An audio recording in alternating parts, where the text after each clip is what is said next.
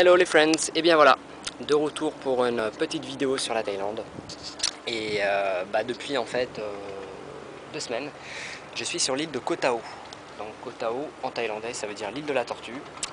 Et ça me va tout à fait car je ne fais que faire ma tortue depuis 2 semaines, à rien faire dans mon appart.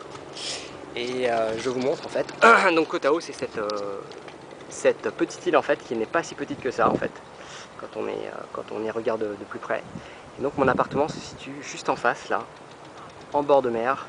Donc on le voit pas parce que bien sûr on est trop loin, mais je peux vous dire que la vue est vraiment agréable et voilà, et c'est vraiment cool d'être ici et de se poser dans ce voyage, de se faire un break. Ça fait vraiment du bien, quoi. Donc là en fait au nord de l'île, il y a une autre petite île dont j'ai oublié le nom, qui s'appelle Japanese Garden quelque chose. Et ça fait un moment en fait que je voulais venir, mais les conditions climatiques elles n'étaient pas extraordinaires ces dernières semaines.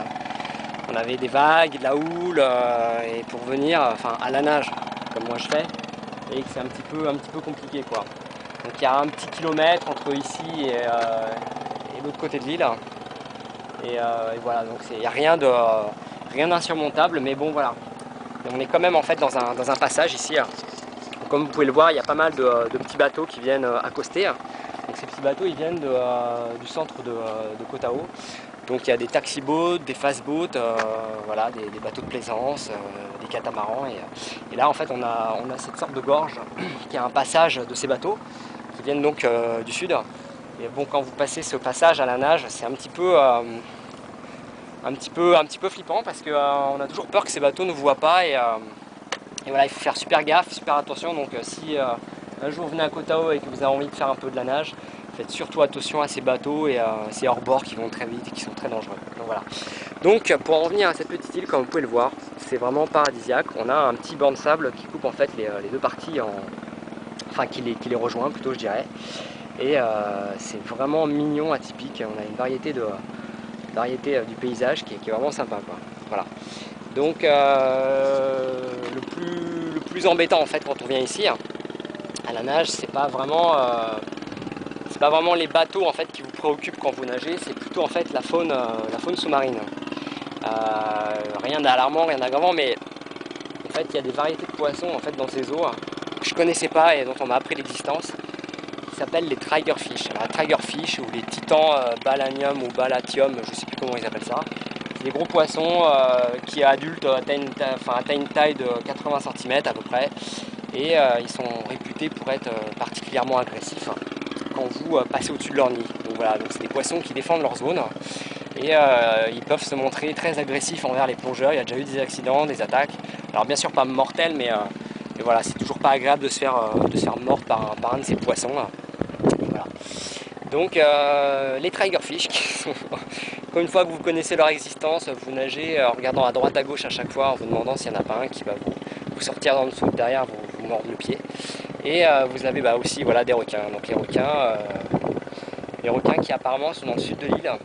Donc normalement les requins sont dans Shark Bay. Et Shark Bay, comme son nom l'indique, c'est la baie aux requins qui est complètement dans le sud, de l'autre côté. Et donc voilà, donc moi on m'avait dit non mais les requins, t'inquiète pas, ils sont que dans le sud, ils viennent pas dans le nord. Donc je me suis dit ouais, après tout voilà quoi, mais bon, après vous dites la mer, il n'y a pas de barrière, il n'y a pas de limite, je veux dire, que ce soit dans le nord ou dans le sud, je veux dire, un poisson, un requin, il nage où il veut et il vient où il veut quoi. Donc voilà, donc ce qui devait arriver arriva avant-hier. En nageant là, justement je voulais venir sur l'île. Donc la mer était un peu plus agitée, c'était un peu plus grisonnant.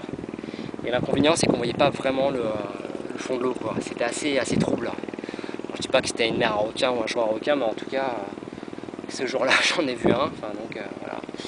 Et c'était un bébé requin en fait à pointe noire, il devait pas faire plus de 80 cm de longueur.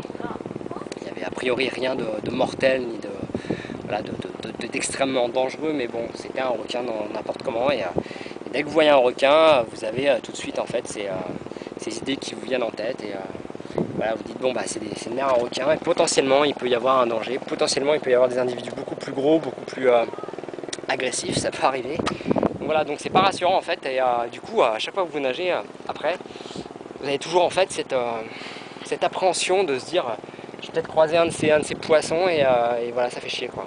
Voilà. Donc pour revenir, j'ai regardé un peu à droite à gauche, j'étais assez prudent. Donc j'ai de la chance parce qu'aujourd'hui c'est calme, mais bon, voilà, on va faire attention maintenant. Il faudrait pas faire une mauvaise rencontre, faudrait pas avoir de bol surtout, mais bon, ça peut arriver. On va faire attention, voilà. Donc voilà pour cette petite vidéo de Koh Tao, et il y en aura d'autres je pense. Et je vous dis à plus tard, ciao.